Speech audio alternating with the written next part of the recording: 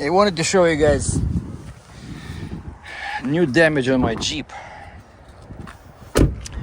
I don't know if you can see this, but over here there's a slight, like a slight dent.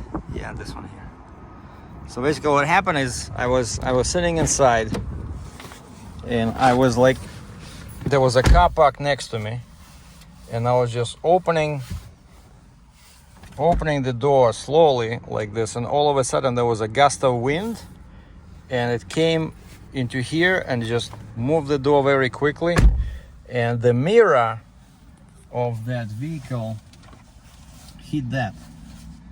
And I look at the mirror, no scratches on the mirror of that car. And I look at my car, I didn't notice right away this, because you know you have to be at a certain angle.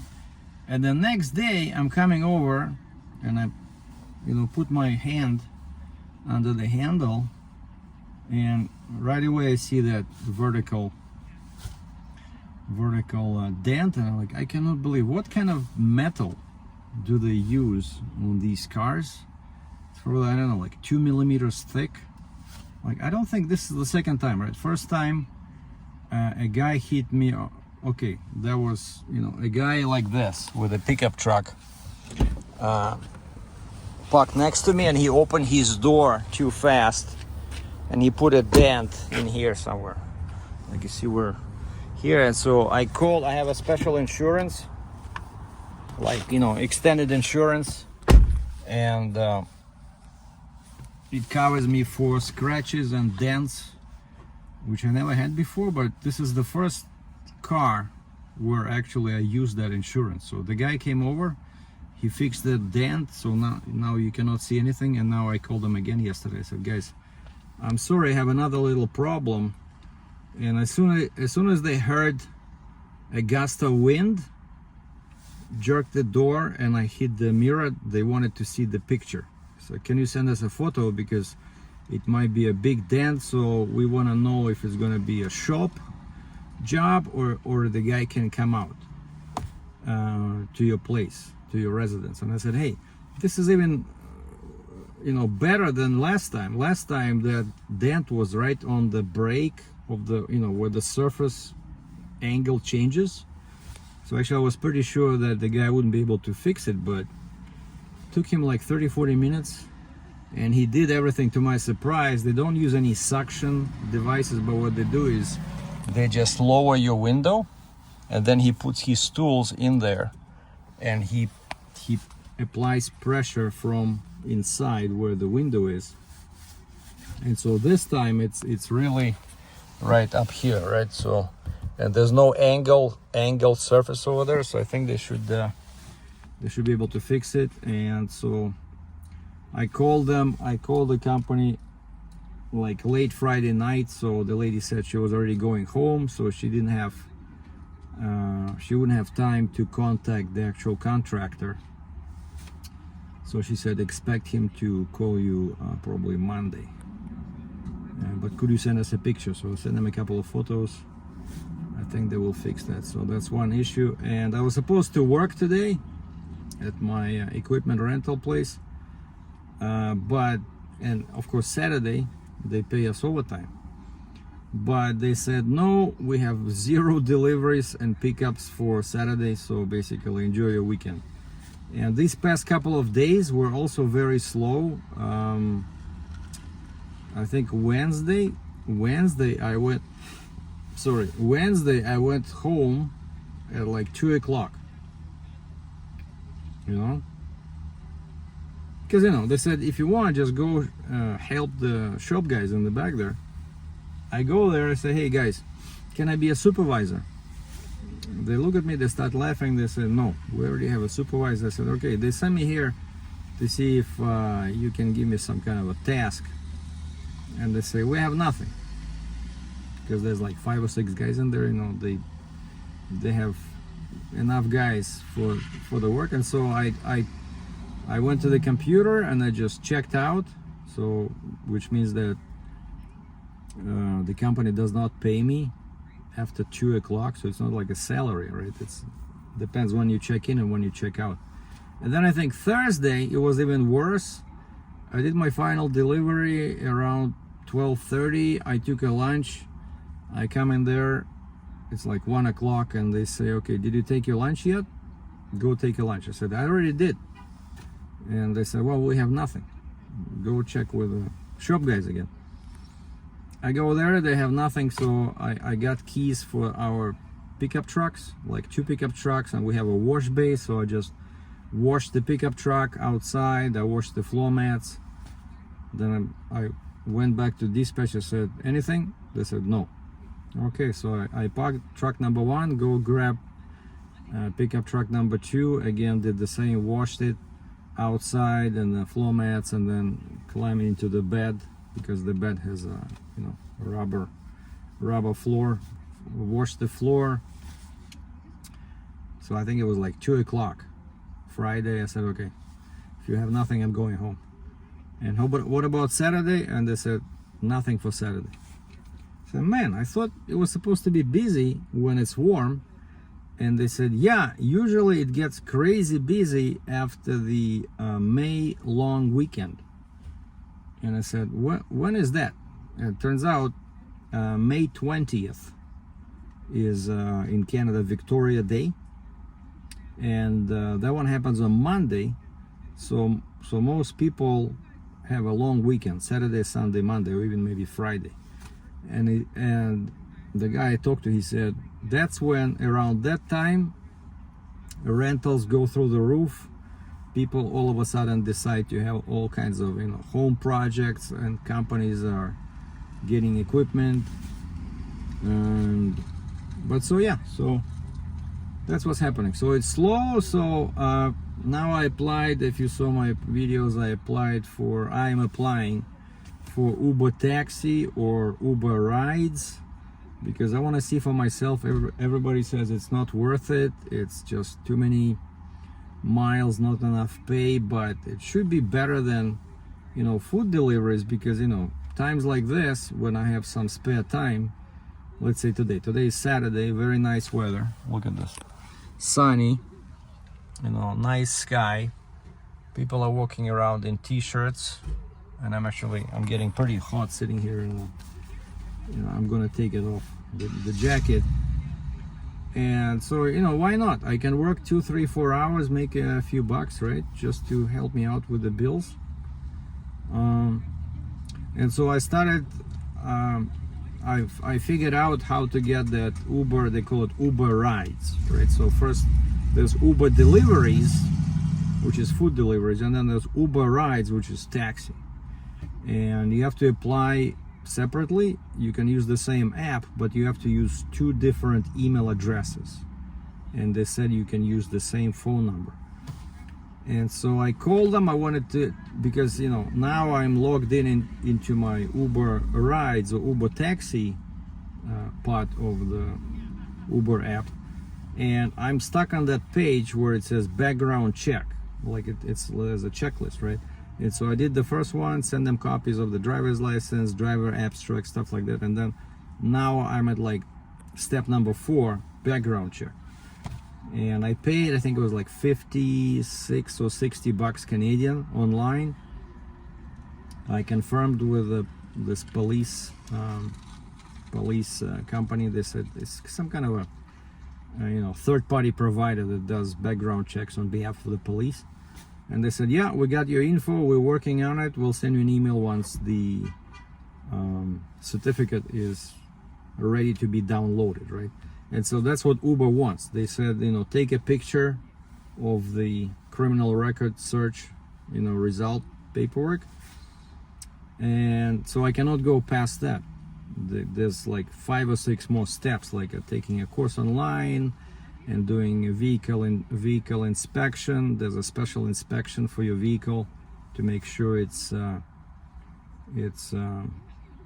okay to be used as a taxi, right? And then they send you the stickers, so I have to put those stickers, Uber, and so so I'm signed in there, but I don't see food deliveries because I signed out of that account, right?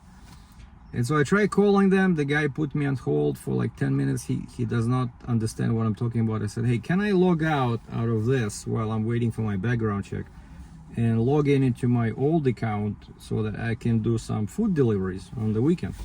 So he puts me on hold, I lose patience, I hang up, and then I sign out of the Uber taxi account, and I sign in into my Uber, Eats.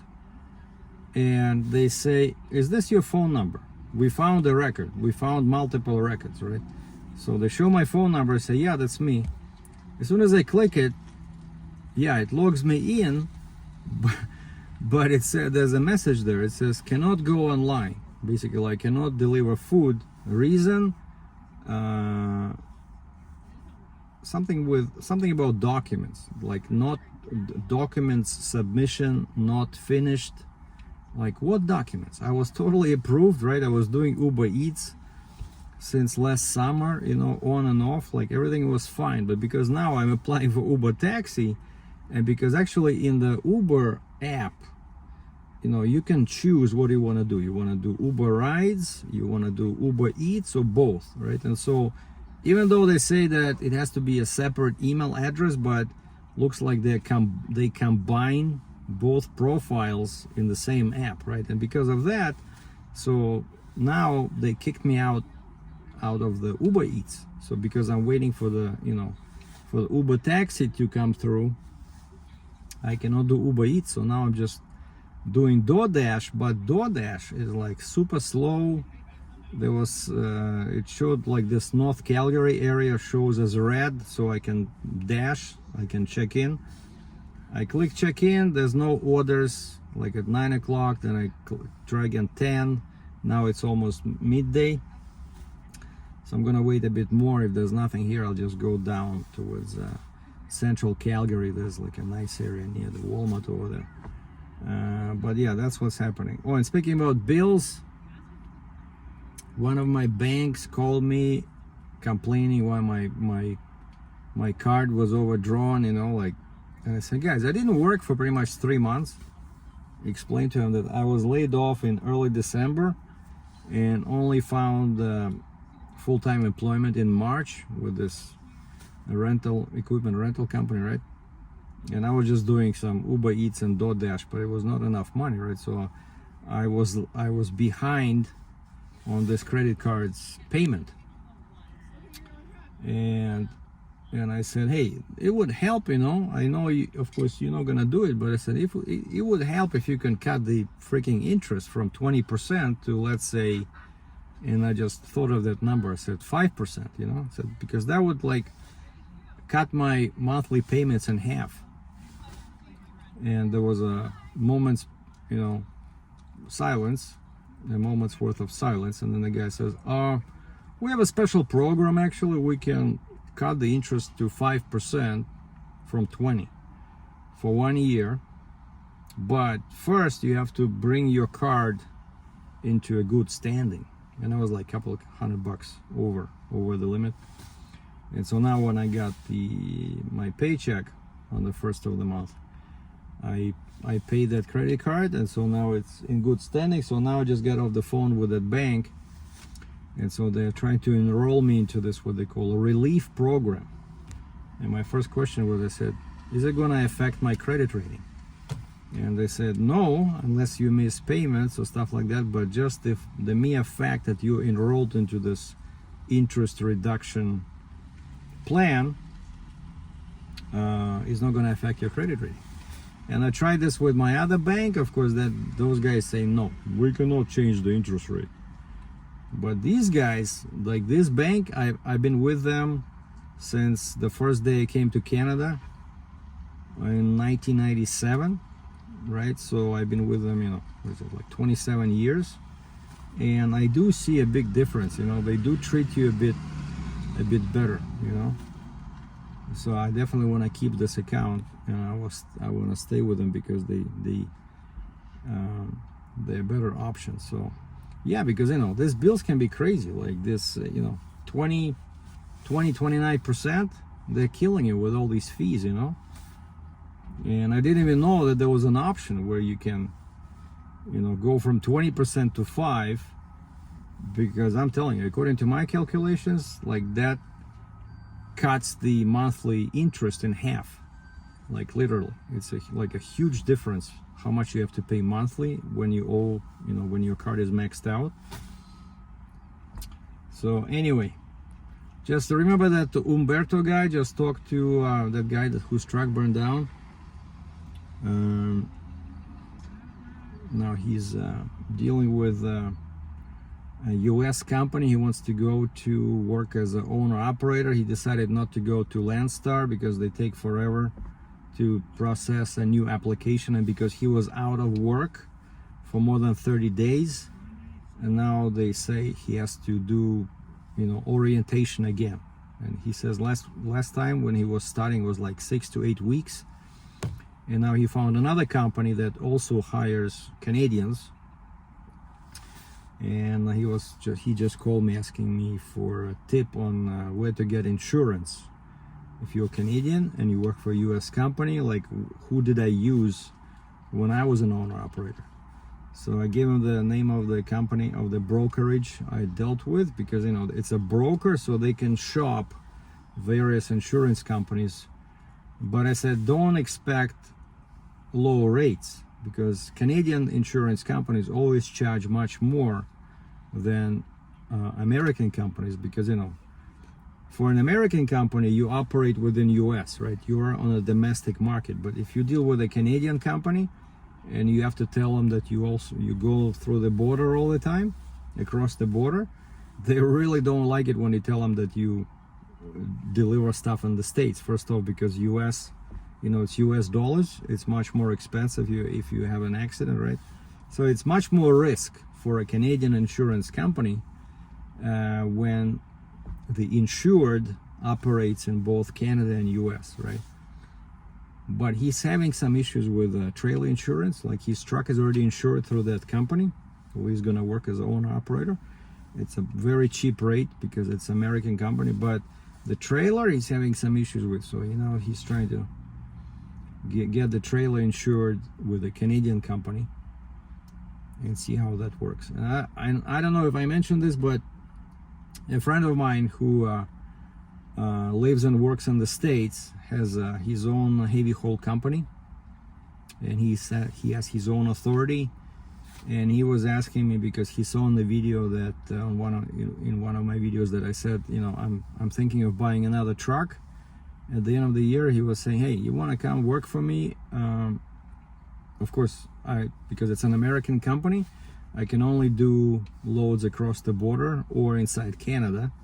But this guy, he has authority for Canada as well. I don't know, we just exchanged a couple of messages. He didn't tell me how much he would pay, but that would be an option, you know. Let's say if I do buy, you know, one less truck or something, and I don't want to deal with my own authority. I don't want to do these stupid IFTA reports every 3 months, but I would just work for somebody, you know, just to keep the paperwork to the minimum and keep the risk to a minimum. So we'll see. But for now, let me check my phone again, see what DoorDash says about the food delivery situation, because it's been super slow.